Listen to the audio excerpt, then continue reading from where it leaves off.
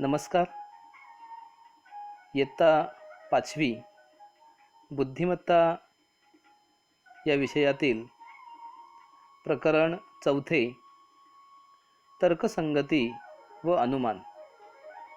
बालमित्रांनो, आजपर्यंत आपण संख्यांवरचे आणि भाषिक प्रकारचे अनेक प्रश्न सोडवलेले आहेत. आजचा जो घटक आहे तर्कसंगती व अनुमान हा थोडासा वेगळा विषय आहे. यामध्ये आपण ज्या पद्धतीने कोडी सोडवतो त्याप्रमाणे प्रत्येक प्रश्नावर थोडा वेगळा विचार करून आपल्याला दिलेल्या सूचनेतील योग्य ते उत्तर निवडायचे आहे. आपण तर्कसंगत विचार केव्हा करतो? आपल्यासमोर जेव्हा एखादी घटना दिलेली असते तेव्हा. निश्चितच तर्कसंगती, तर्क करणे म्हणजे विचार करणे. या प्रकारातील प्रश्न आपल्या विचारशक्तीला चालना देणारे असतात. यात एखादे विधान दिलेले असते आणि त्यावर आधारलेल्या इतर गोष्टींचा विचार आपण करायचा असतो आणि तो विचार तर्कसंगत असायला हवाय. आणि मग त्यातून तुम्ही एखादा निष्कर्ष काढायचा आहे. एक उदाहरणार्थ एक वाक्य दिलेले आहे पहा. मोर हा पक्षी फार सुंदर आहे. तर हे वाक्य वाचल्यानंतर किंवा ऐकल्यानंतर आपल्या डोळ्यासमोर मोर हा पक्षी येतो आणि या मोराविषयी कितीतरी माहिती आपल्याला माहीत आहे. मोर हा राष्ट्रीय पक्षी आहे. पावसाळा जवळ आला की मोराचा आपल्याला मोठा आवाज ऐकायला येतो. मोराचे पंख अतिशय सुंदर असतात. मोर हा सुरेख नाच करतो. असे कितीतरी गोष्टी आपल्याला मोराच्या संबंधित आपल्या मनात येत असतात. अनेक विचार येत असतात. तसेच या प्रकरणामध्ये आपल्याला तर्कसंगत विचार करून एक निष्कर्ष काढायचा आहे.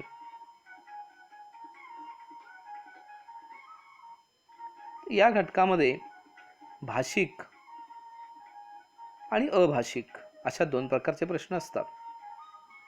भाषिक विभागाचा विचार केलाच त्यामध्ये नेहमीप्रमाणे शाब्दिक स्वरूपाचे प्रश्न असतात आणि अभाषिक विभागामध्ये आकृत्यांवर आधारित प्रश्न दिलेले असतात. तर्कसंगत विचार करून आपल्याला भाषिक प्रकारचे म्हणजे शाब्दिक स्वरूपातले आणि आकृत्यांचे प्रश्न सोडवायचे आहेत.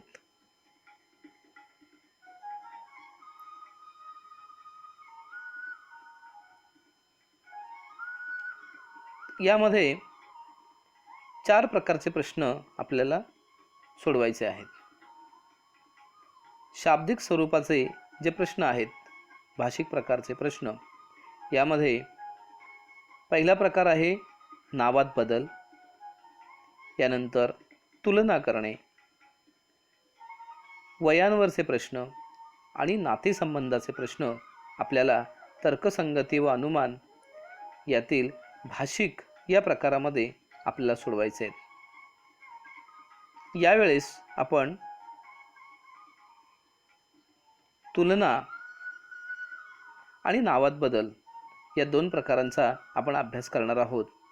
वय आणि नाती या घटकांचा अभ्यास, यावरील प्रश्नांचा अभ्यास आपण पुढील वेळेस पाहूया. नावात बदल यामध्ये विचारलेल्या वस्तूला प्रश्नात काय म्हटले आहे हे शोधायचं आहे. नावात बदल केलेली एक सूचना आपल्याला दिलेली असते. त्या प्रश्नामध्ये पूर्णपणे माहिती दिलेली असते. उदाहरणार्थ एक प्रश्न आपल्यासमोर पाहूया. गाढवाला उंदीर म्हटले.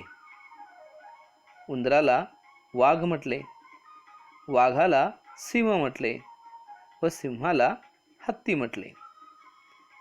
तर प्रश्न आहे, भारताचा राष्ट्रीय प्राणी कोणता? मित्रांनो, प्रश्नाचे आपण नीट वाचन केले तर इथे नावात बदल केलेला आहे. गाढवाला उंदीर म्हटले, उंदराला वाघ म्हटले, वाघाला सिंह म्हटले व सिंहाला हत्ती म्हटले. आणि प्रश्न आहे, भारताचा राष्ट्रीय प्राणी कोण? आधी आपल्याला या ठिकाणी या प्रश्नाचे 2 भाग समजून घ्यायचे. यामध्ये आपल्याला जे विचारलेलं आहे त्याचे खरे उत्तर आधी आपल्याला शोधायचे. म्हणजे भारताचा राष्ट्रीय प्राणी कोण आहे? भारताचा राष्ट्रीय प्राणी वाघ आहे. आता आपण उत्तराकडे वळणार आहोत. म्हणून दुसरा प्रश्न आहे, जर भारताचा राष्ट्रीय प्राणी वाघ आहे, मग त्या वाघाला काय म्हटले आहे? मग आपण सूचनेमध्ये जर पाहिलं आपण तर वाघाला सिंह म्हटलेले आहे. आणि म्हणून या प्रश्नाचे उत्तर आहे सिंह. दुसरा एक प्रश्न आपण पाहूया.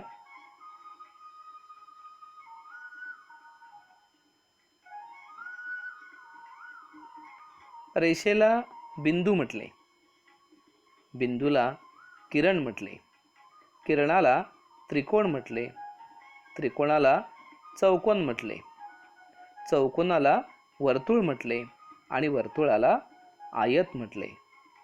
तर प्रश्न आहे, जीवा हा घटक कोणत्या आकृतीत दाखवता येईल? आता हे सगळे आपल्या गणितातील आकृत्यांशी संबंधित गोष्टी आहेत. तुम्हाला रेषा माहीत आहे, बिंदू माहीत आहे, किरण माहीत आहे, त्रिकोण माहीत आहे, चौकोन माहीत आहे, वर्तुळ माहीत आहे, आयत माहीत आहे, जीवा ही माहीत आहे. मग प्रश्नात विचारलेल्या प्रश्नाप्रमाणे गोष्टीप्रमाणे पहिली सूचना काय आहे, तर जीवा हा घटक कोणत्या आकृतीत दाखवता येईल? मग याचं खरं उत्तर काय आहे, तर जीवा हा घटक आपण वर्तुळात दाखवू शकतो.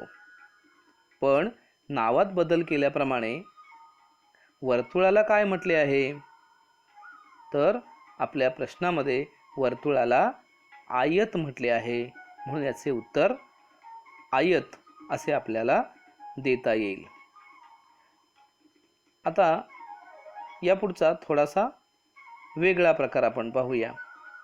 जेव्हा आपण तुलना करतो म्हणजे काय करतो, तर वस्तू किंवा व्यक्ती यांच्यातील गुणांच्या, उंचीच्या किंवा आकाराच्या बाबतीत आपण तुलना करतो. कोण मोठा आहे, कोण लहान आहे. तुलना आता सगळ्या प्रकारची केली जाते. हुशार विद्यार्थी, ढ विद्यार्थी, गरीब माणूस, श्रीमंत माणूस, जाडा माणूस, बारीक माणूस, अशा विविध प्रकारच्या तुलना आपण करतो. मग तुलना या प्रकारामध्ये आपण काय पाहतो, कोण कोणापेक्षा कमी आणि कोण कोणापेक्षा जास्त हे प्रमाण यामध्ये दिलेलं असतं. आणि यावर आपल्याला तर्कसंगत विचार करून आपल्याला प्रश्न सोडवायचे आहेत. तर तुलना या घटकावरचे काही प्रश्न आपण या ठिकाणी पाहूया. जसं एक प्रश्न दिलेला आहे पहा, भजीपेक्षा वडा जास्त तिखट आहे, मिसळपेक्षा भजी कमी तिखट आहे, वड्यापेक्षा चटणी जास्त तिखट आहे, चटणीपेक्षा मिसळ कमी तिखट आहे. तर वडा व मिसळ यांच्यात जास्त तिखट काय आहे? तर या प्रश्नाची आपल्याला तर्कसंगत मांडणी करावी लागेल. या ठिकाणी खाली मांडणी करून दाखवलेली आहे. तर सुरुवातीपासून आपण जर पहिलं वाक्य पाहिलं प्रश्नातलं, भजीपेक्षा वडा जास्त तिखट आहे, म्हणून मी बाणाने दाखवल्यापेक्षा भजीपेक्षा वडा जास्त तिखट दाखवलेला आहे. भजी समोरचा बाण लहान आहे, वडा समोरचा बाण मोठा आहे, म्हणजे भजीपेक्षा वडा जास्त तिखट आहे. पुढचं वाक्य आहे, मिसळपेक्षा भजी कमी तिखट आहे. मग मिसळ आणि भजी या दोघांच्या बाणांची तुलना केली तर आपल्याला लक्षात येईल मिसळपेक्षा भजी कमी तिखट दाखवलेली आहे. म्हणजे मिसळ समोरचा बाण थोडासा मोठा आहे, भजी समोरचा बाण लहान आहे. तिसरं वाक्य आहे, वड्यापेक्षा चटणी जास्त तिखट आहे. मग वडा आणि चटणी यांच्यामध्ये वड्यापेक्षा चटणी जास्त तिखट असल्यामुळे वडा आणि चटणी यांच्या समोरच्या बाणांमध्ये जर तुलना केलीत तर चटणी समोरचा बाण मोठा दाखवलेला आहे, कारण वड्यापेक्षा चटणी जास्त तिखट आहे असा उल्लेख आलेला आहे. तर आता प्रश्न काय आहे, वडा व मिसळ यांच्यात जास्त तिखट काय आहे? तर तिथे आपल्याला वडा आणि मिसळ समोरच्या बाणांची तुलना केलीत तर वडा या वस्तू समोरचं बाण जास्त लांब दाखवलेलं आहे. याचा अर्थ आपल्या प्रश्नाचं उत्तर आहे वडा व मिसळ यांच्या तुलनेत वडा जास्त तिखट आहे. तुलनेवरचाच आणखीन एक प्रश्न आपण पाहूया. प्रश्न थोडासा वेगळा आहे. बागेत सफरचंदाच्या झाडांपेक्षा पेरूची 8 झाडे जास्त आहेत. सफरचंदाच्या झाडांपेक्षा पेरूची 8 झाडे जास्त आहेत. पेरूच्या झाडांपेक्षा अंजीरची 4 झाडे जास्त आहेत. पेरूच्या झाडांपेक्षा अंजीरची 4 झाडे जास्त आहेत. पेरूच्या झाडांपेक्षा बोराची 10 झाडे कमी आहेत. तर सर्वात कमी झाडे कोणत्या फळाची आहेत? आता या माहितीमध्ये आपल्याला कुठेही कोणत्याही झाडाची संख्या दिलेली नाही. निश्चित सफरचंदाची झाडे किती आहेत किंवा पेरूची झाडे किती आहेत किंवा अंजीरची झाडे किती आहेत अशी कोणतीही स्पष्ट उल्लेख केलेली माहिती आपल्याला या सूचनेत दिसत नाही. म्हणून आपण सगळ्यात आधी काय करायला हवे, प्रत्येक झाडांची आपण नावे लिहून घेऊ, सफरचंद, पेरू आणि अंजीर, आणि त्यातल्या कुठल्या तरी एका झाडाची संख्या आपण समजू. उदाहरणार्थ समजा आपण सर्वप्रथम सफरचंदाची 10 झाडे आहेत असे आपण जर समजले तर यावरून आपल्याला पेरूची संख्या काढता येईल.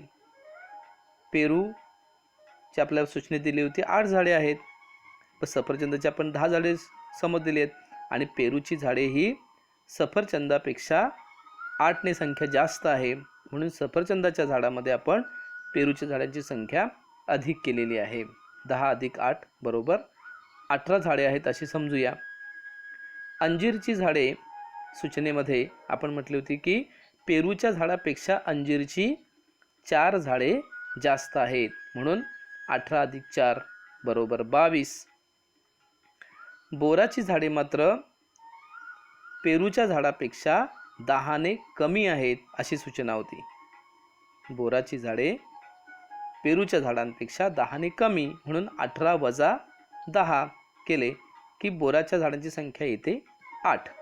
आता यावरून आपल्या लक्षात येईल सफरचंदाची झाडे 10, पेरूची झाडे 18, अंजीरची झाडे 22 आणि बोराची झाडे आहेत 8.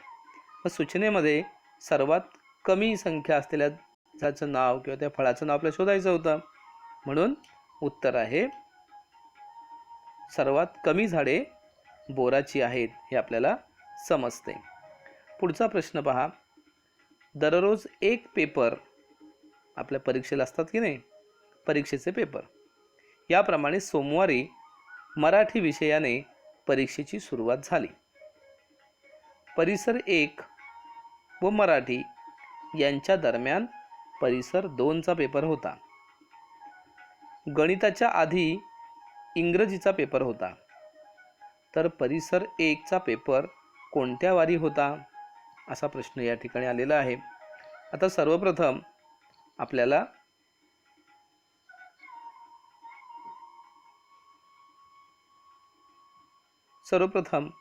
काय करावं लागेल, विषय कोणते कोणते आहेत ते पाहायला लागतील. आता या ठिकाणी मराठी आहे, इंग्रजी आहे, गणित आहे, परिसर 1 आहे आणि परिसर 2 अशा 5 विषयांच्या परीक्षेची सूचना यामध्ये आलेली आहे. आणि परीक्षा सुरू झालेली आहे सोमवारी. म्हणजे दररोज एक प्रमाणे आपण जर विचार केला तर सोमवार, मंगळवार, बुधवार, गुरुवार आणि शुक्रवार असे 5 दिवस ही परीक्षा चालणार आहे. तर त्यामध्ये आपल्याला सुरुवातीलाच म्हटलेलं आहे पहा, सोमवारी मराठी विषयाने परीक्षेची सुरुवात झाली. म्हणून आपण सोमवारच्या पुढे मराठी हा विषय आपल्याला लिहायचा आहे. पुढे काय म्हटलेलं आहे, तर परिसर व मराठी यांच्या दरम्यान, दरम्यान याचा अर्थ त्या दोन विषयांच्या मध्ये. मग परिसर 1 आणि मराठी, आता मराठीने सुरुवात झाली आणि परिसर 1 यांच्या दरम्यान परिसर 2चा विषय आहे. म्हणजे मराठी आणि परिसर 1 यांच्यामध्ये आपण परिसर 2चा विषय ठेवला तर मंगळवारी परिसर 2, बुधवारी परिसर 1 हा विषय येईल. गणिताच्या आधी इंग्रजीचा पेपर होता असं म्हटलेलं आहे.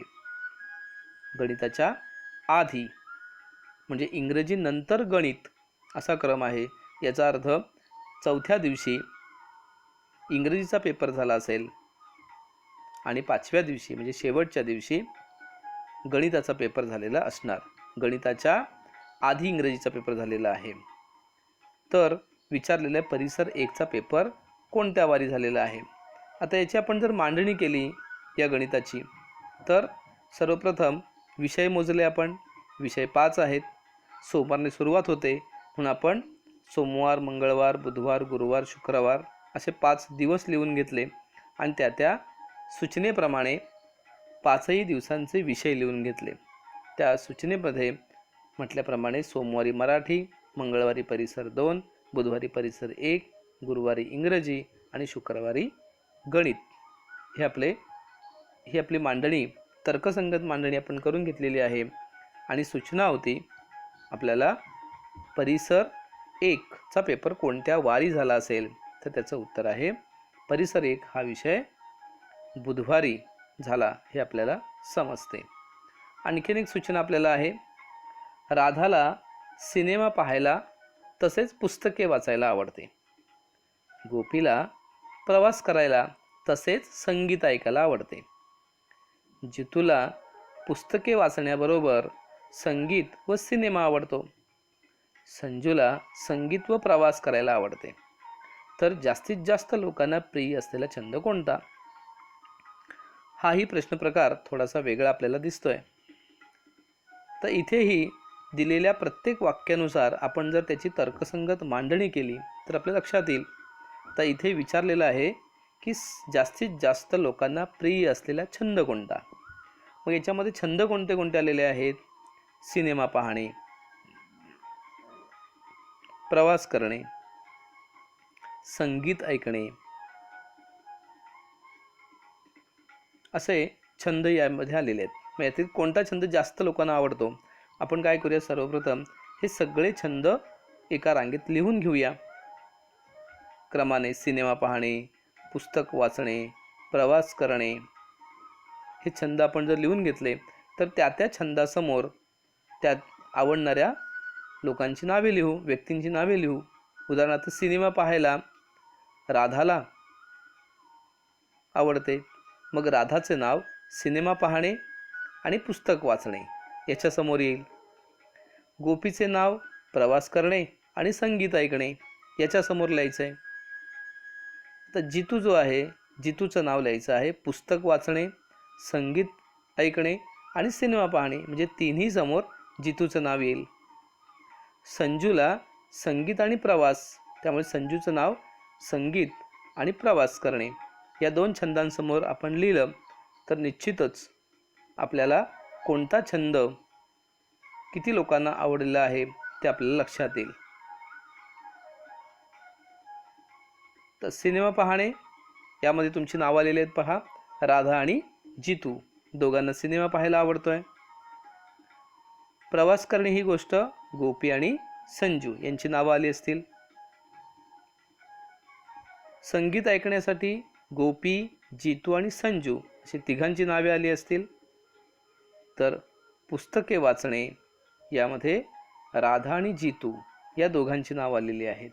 अर्थात आता आपल्याला जी सूचना होती की कोणता छंद जास्तीत जास्त लोकांना आवडतो, याचं उत्तर आपल्या समोर आहे.